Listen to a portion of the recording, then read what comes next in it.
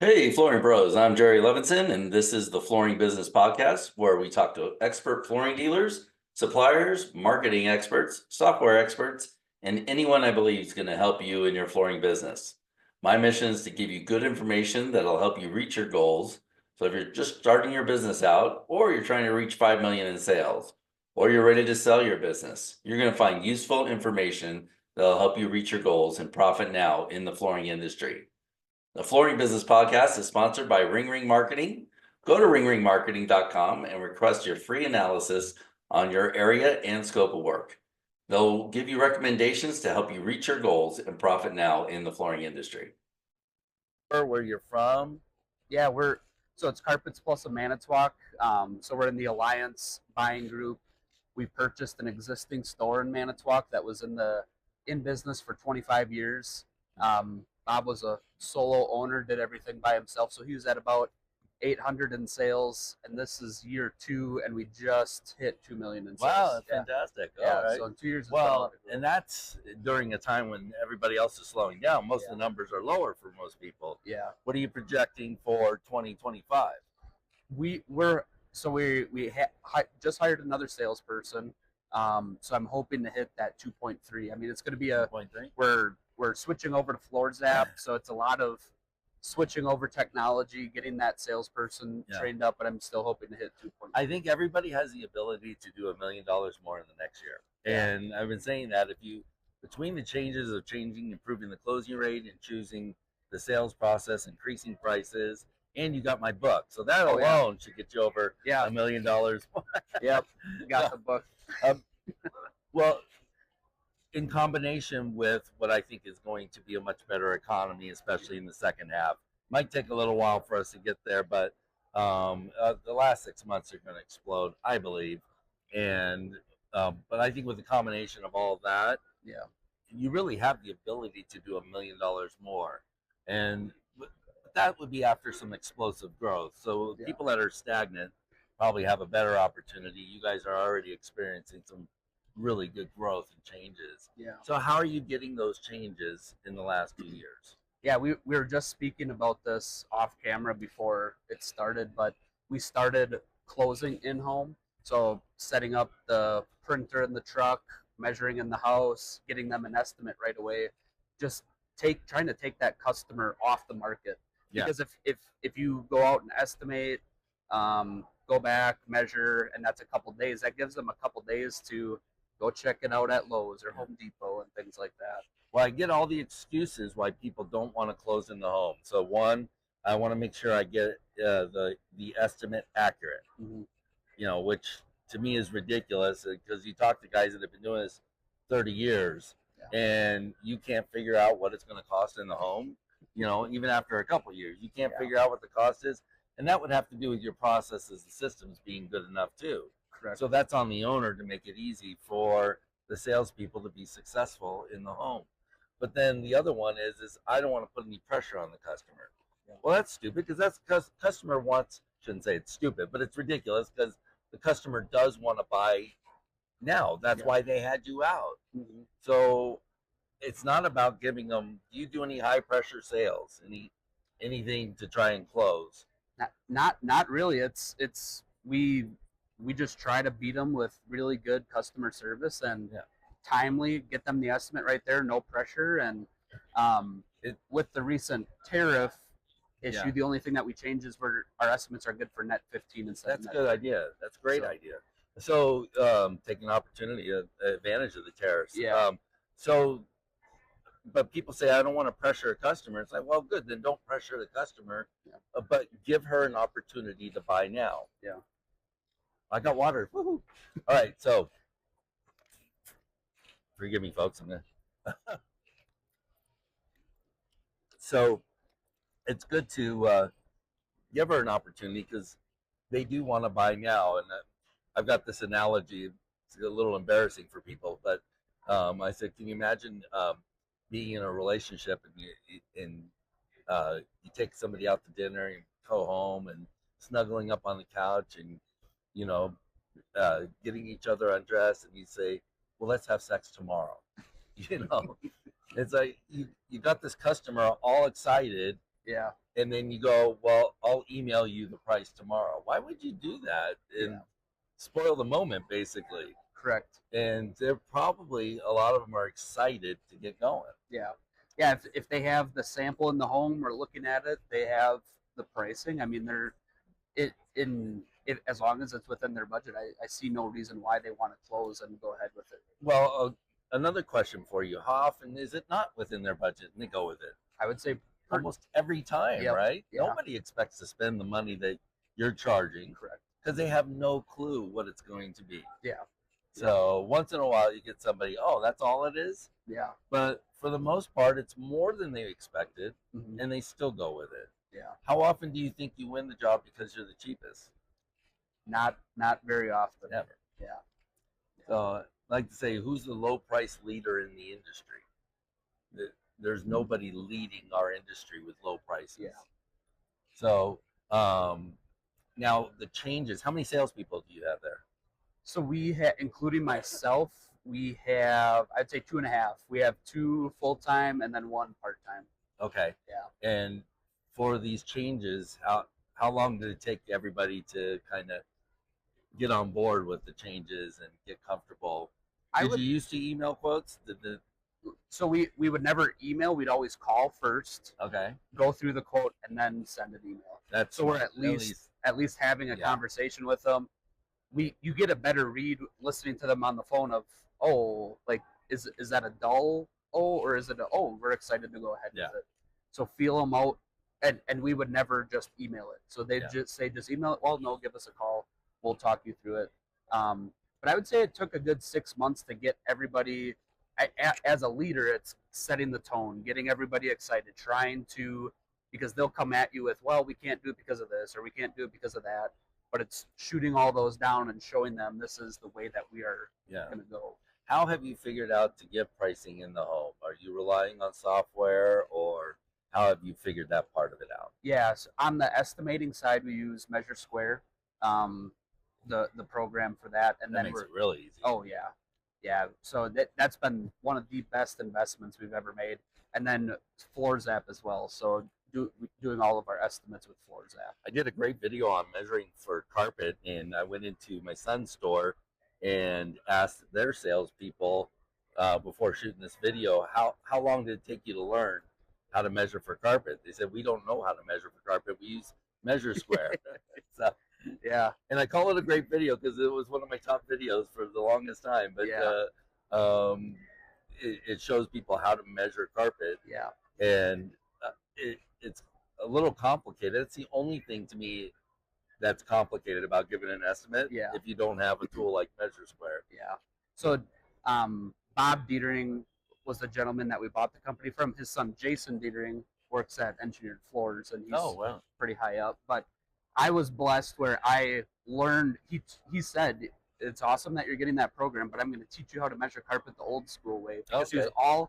all pen and paper. When we bought the company, there's no technology, all paper invoices. Yeah.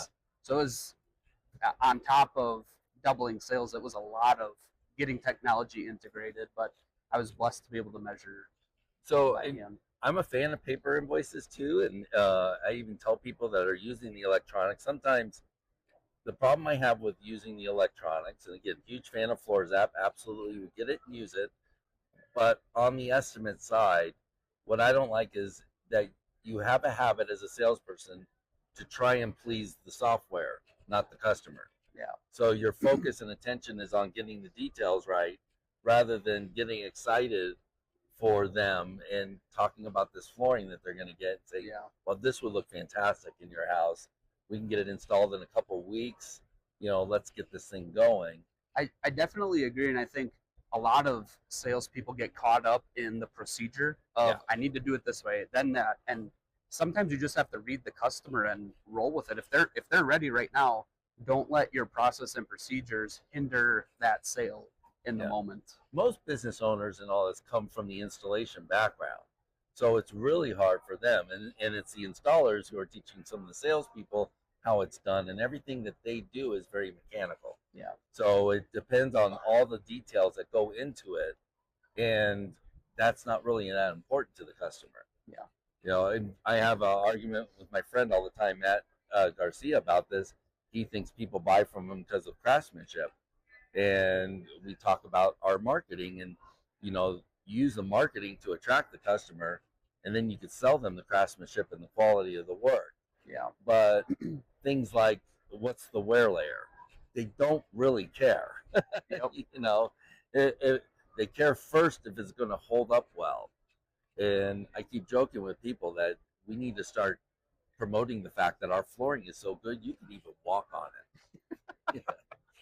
I mean, everybody leads with durability. Yeah. And nobody leads with how gorgeous this flooring is going to look. Correct. Yeah, I agree with that. So, one of the things that you've really done well is your marketing and getting leads free.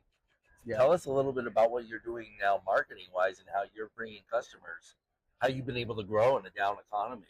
I would say we just leaning off of that reputation of, I mean, good customer service. We have really good installers, but a lot of our work is repeat. We're not cold calling, and some of the friends in the buying group are like, Keegan, what are you doing for a marketing strategy? We do one radio ad, and I do a radio show with a contractor in our area, but that's it. It's a lot. I don't believe you can grow though without any kind of outbound marketing, even if it's previous customers. Correct. Is there a way that you're staying in front of previous customers? Any kind of mailer or email or anything? Yeah, we've been doing mailers. It's a lot of exposure. I had my real estate license, so tapping into the realtors at the time of the buy, one of our top realtors probably sent us about 150 in referral work last year. So it's maintaining that relationship. If you're going into a house and they have that green shade carpet, the house is gonna it's not gonna move as fast. Let's try to get something in there to freshen that up a little bit. One of the things that people say the way to grow the business is take good care of customers, give good customer service, do a good job. I'm sorry, I'm calling bullshit on that. Yeah. You cannot grow a business by just doing a good job. Yeah. And people are going to argue with me on this point. But here's the thing, that if you screw up the job and you fix it, that's a customer for life. Mm-hmm. If you do a good job and there wasn't any problem, everything went smooth, the assumption is I can get this done anywhere. Yeah. And it's almost commoditizing the product. So if they see a product they're interested in, they'll probably buy from a Home Depot thinking that, well, anybody can install this product because the last one went smooth. I don't see anything special about it. Yeah. You actually have to do a little bit of work staying in front of these customers to get that repeat, that referral business. I would never just take it for granted. Correct. And the same thing with reviews. We were just in the seminar talking about marketing, and he showed a company that has 19 Google reviews. This company's been around a long time, and they're fantastic. So do you get Google reviews by being good? No. You get Google reviews by asking for them. Correct. Yeah. So, yeah.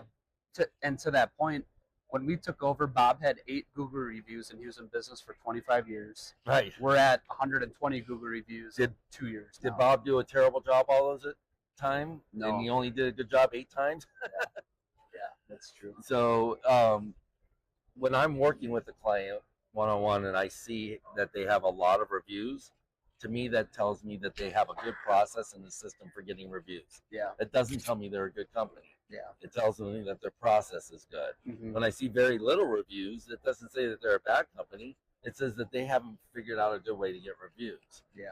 Correct. So, that was really telling when I saw that too, that in that seminar, this company only has 19 reviews. It's something that they need to work on. Yeah. What's your process for getting customers to review you? So at the end of the job, we always send the warranty information, and then we send the Google review link at the bottom of that in an email. So it's always sent out. But then a week after that, we follow up with a phone call. Did you get your warranty work? Yes. That's good. And then also, did you see if we haven't seen that Google review come through, just as a reminder, if you had a great experience, we'd love for you to check out that Google review. So here's an idea for you too that I used to do. It's hard to keep up with it though, but I call it our 60-day callback. And so after 60 days, we would call customers back to make sure everything's still good. So we did that for a couple of reasons. One, sometimes something's wrong and people don't complain, but Yeah. they'll never use you again Correct. because you didn't fix it. Yep. Even though you had no idea. Yeah. You know, something on the stairs came up or, you know, there was something wrong. Yep. And boy, if you call them and you're a superhero Yeah. for calling them and going out and fixing something that was wrong Yeah. that they didn't complain about. And then two, it's just another reminder and another way to get more referrals or repeat business. Yeah. So, That is very true, and I like that idea. We talked about that in our Carpets Plus group, and a lot of the guys were hesitant because they said, "Well, what if we call and they're not happy about something?" Well, that's a perfect opportunity to continue to win that customer. isn't that so funny how we have a fear? We don't want to call somebody back because we're worried that things didn't go well. Yeah. That's not a good sign. No. But Yeah. it's true. A lot of us are like that. It's like no news is good news. But you're going to get more business from that customer, and you want to find out if something's wrong so you take care of it. Yeah. Because again, you'll get more referrals from somebody that had a problem and Yeah. more repeat business than you will from somebody where everything went well. Yeah. And to your point before too, we had a customer that came in who had flooring done by Bob 10 years ago, and they're like, "Oh, we had a great experience, but we started shopping at Lowe's." So in my mind, I'm trying to figure out so if that customer had a really good experience 10 years ago, but we're their second or third stop in the journey, what was missed? Yeah. And we kind of talked about that before a little bit too. Yeah, I learned to not assume that just because we did a good job and somebody got good service that they're going to use us again. Yeah. It wasn't a slam dunk as much as you would think it is. Yeah. You know, even if you go out and give them an estimate. And sometimes the box stores are our greatest advertisement because if they had a bad experience, Yeah. now they're coming back. So Well, I like too, if you've ever done a job for somebody and they didn't use you, but they wish they had. yeah, That's one of the best referrals you're going to get too. yeah, Somebody who didn't use you but wish they did. yeah, Went with somebody that may have been cheaper or whatever. And a lot of times, some of these stores, they're not cheaper. They just got a better sales process. mm-hmm. You know, it always fascinating when somebody calls you up and they got a better price from somebody else. Well, why are they calling you back? It's because they didn't like that other person. Yeah. So you don't have to come down to that price. Maybe give them a little bit of a discount. Have you guys, what has been your markup margin, if you will? Do you leave yourself room for some discounts? We do. Yeah, I would say that we finished last year around 47%. 47. Well, Yeah. That's fantastic. Yeah. Margin? Yes. Oh, Yep. wow, that's great. Yeah. So What, are you primarily selling carpet? So 60%, I would say 65% of our sales are carpet. The other remainder is LVP, and we do a ton of glue down compared to floating in our store. Oh, too. yeah. But yeah, That's most of our sales is carpet. Yeah. Okay. Yep. And then you're part of a buying group. Carpets Plus is a buying group. Yep. What do you think about that experience? How long has it always been?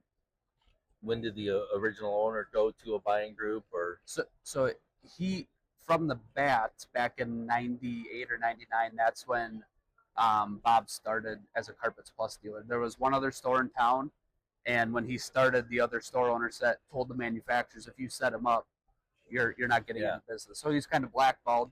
So he went to Carpets Plus, and they set him up, and that's how Carpets Plus came it's really about. hard for guys new to get suppliers to sell to them. Yeah. No matter how much you invest in your store and all that, it's one of the only ways to get in is through a buying group. Yeah. Yeah. So it's a good strategy to take advantage of, and there's several out there that Mhm. me personally, I haven't found the buying groups to be a huge advantage when it comes to marketing, sales, and even price advantage. Correct. I wish they did a better job on sales presentations and marketing. When we checked out buying groups for ourselves, they couldn't give us the advantages that we needed. I already had relationships with Mohawk and Shop. Yep.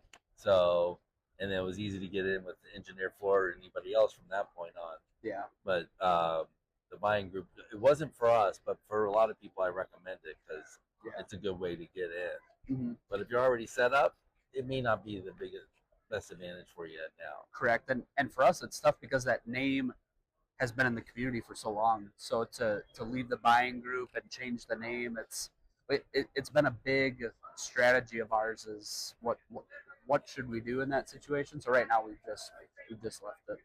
Well, has there ever been a temptation to get away from so much carpet because the hard surface is a much kind of the industry as a whole seems to be shifting away from carpet and into hard surface more? Yeah. Have you guys had any internal conversations about that? And what's your game plan? Yeah, I would say I definitely like the markup more on carpet. We have that marked up higher than the hard surfaces. Yeah. When we spoke before, it's negative 27 in Wisconsin right now. So standing on carpet when you get up in the morning, it's a little more comforting. But I would say I love selling carpet. We sell a lot of it. I think it's an easier process to estimate and measure. You go into a room, I mean, it's you can crank those out pretty fast compared to, all right, now we have to figure out underlayment and all these issues there. So I would say I'm pretty comfortable with selling carpet. I like it that so many people in the industry are getting away from it because I think you could just crush it with carpet. Oh yeah. And margins are higher, your closing rate's higher. Yep. It's cheaper to advertise. Yeah. It's actually more successful to advertise because any other hard surface has so many different categories and keywords. Yep. That it's very difficult and expensive to advertise LVP. Mm-hmm. Laminate's still very, very cheap to advertise. Yeah. But I always push carpet and laminate in the advertisement world. And like you asked this before, and I didn't really answer that question, but I know you talk about it too, but we run no sales throughout the year, so it's just everyday pricing. We don't try to run any promotions or give out deals. If it's a bigger job and we want to be competitive on it, we do. But as for the flash sales and things like that, and the sales are only effective in that the way the ad shows up, sometimes those discounts and sales, the way the ad's drawn, it looks good. But if you've ever run sales before, customers don't come into your showroom saying, hey, I saw your ad for 15% off this product. Yeah. I want to see that product that I saw the special on. Mm-hmm. Even if you run those discounts and those promotions, they don't really respond. People freak out about free installation. Like, oh, it pisses me off when Home Depot offers free installation. It's like, nobody really goes to them because of free installation. Mm-hmm. They're in the market for that product or service. And one thing I don't see anybody doing in our industry is advertising gorgeous new flooring. Yeah. And talking about how beautiful it is. Now, the challenge is, and tell me how you navigate around this, because you're doing really good with the carpet. Mm-hmm. You're doing really well with social media advertising, right? Yeah. You're on Facebook a lot. Yep. Carpet doesn't show up well. Yeah. It doesn't photograph well. Yeah. No matter how beautiful it is, it just doesn't look good in an ad. Correct. Yeah, and I would say really pushing customers to come into the store. I mean, we try to do a good job of that. If we get an internet lead, we give them a call right away, invite them into the showroom, or come out with some samples. But seeing that in person, we also have a rotating, even though it is tough to see, but we have a rotating picture board of all the past jobs that we've done in the store. So it's good to get customers a visual of that as well. So, and one of the things we switched to is really pushing the in-home estimate versus having them come into the store, because we know on the way to the store they could stop somewhere else. Correct. And even though they said they're coming in, they may not show up. Yep. So it was important to us. We used to offer both, and then I got the salespeople to just go, what part of town are you in, and then try to book the in-home estimate in their part of town. That's a good idea. So, and then even going back to giving an estimate, one of the things we were talking about that I failed to mention is even if you didn't close the job in the home, your likelihood of getting the job is much greater by leaving that estimate while you're there on the estimate. Yeah, that is true. So, tell me some of the stuff that you're doing in social media, some of the ways that you're getting business. I would say we could definitely be doing a better job of that, and that's an area when you look at building your strategy for the next year, it's definitely on our list to look into. We'll do a little bit on Facebook, making posts and the radio ads. Yeah. But I would say that our average weekly walk-in traffic is about 40 to 45 people a week. Wow, that's fantastic. Customers that are just walking in who've either heard about us from their friends that had a good experience or have been past customers. But I would say that's an area. I would say my business development side is more maintaining those realtor accounts, our contractor work, our turn apartment work. I'm out there hunting for that, where our part-time salesperson and full-time, it's really managing the walk-in traffic, because I got a call on Monday that we had 13 people in on a Monday. Wow. So we could be doing a lot better job of it, but right now it's just taking care of the customers that are just walking into the store. Yeah. So let me ask you this, and new strategy we're developing that I think is going to work fantastic, but is there a brand, a product, or something that you really love? A hard surface brand. Hard surface brand. Our sales showed over the past couple of years, but Cardine, I'm really really loving it from a visual standpoint. The fact that you can, when you're in the home estimating, where if we can skim coat over existing sheet vinyl or linoleum and glue down a product compared to floating it, it's nice to have that ability where if a customer's stuck on, I want this specific print. Yeah.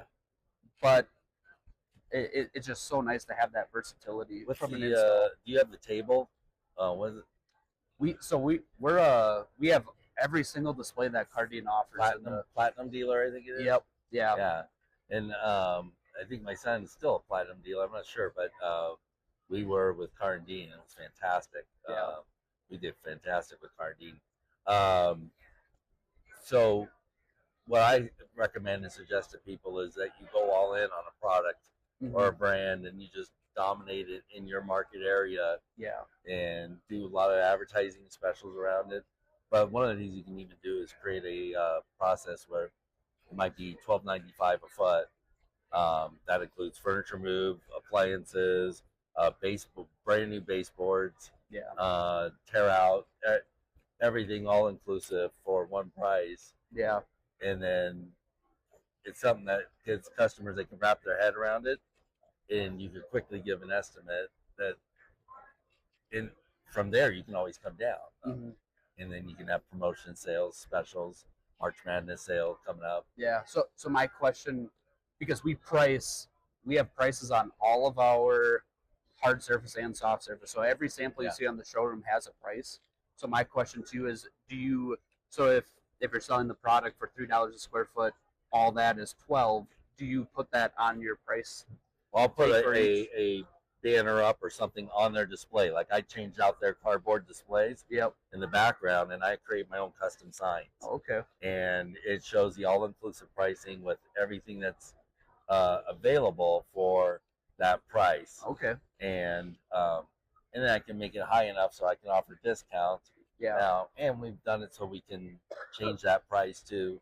So test different things out, but it's mostly around that whole marketing message and presentation. Yeah. That makes sense. Sale and special. Yeah.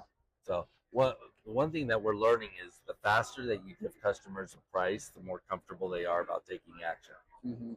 So on your website, over the phone, just giving them an idea, and it doesn't have to be an accurate price. All it is, I would budget around $5 a foot for that, or I'd budget about $7 or $8 a foot for, you know, give them a realistic expectation, versus competition will say, I don't know, you're going to have to come in. I don't know, we're going to have to see, which is frustrating for a customer. It's like, why is it that none of us know about what it's going to cost? Yeah, And we've been doing this for years. correct.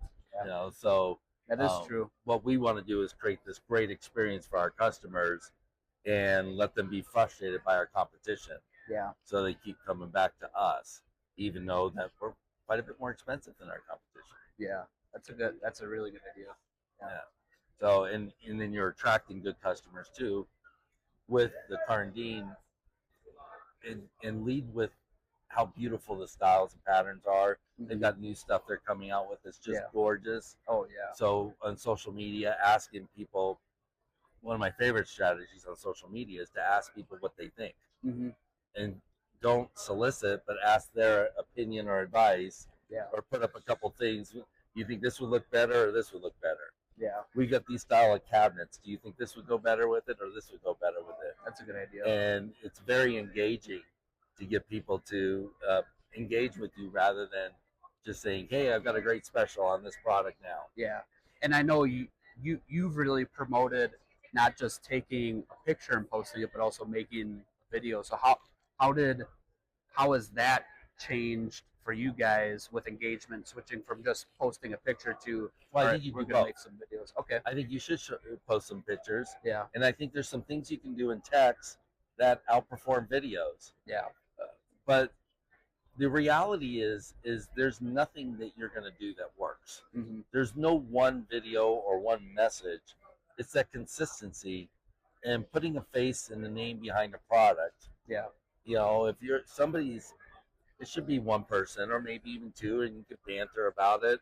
But talking about different products in an interesting and entertaining way. Do we have Kermit over there?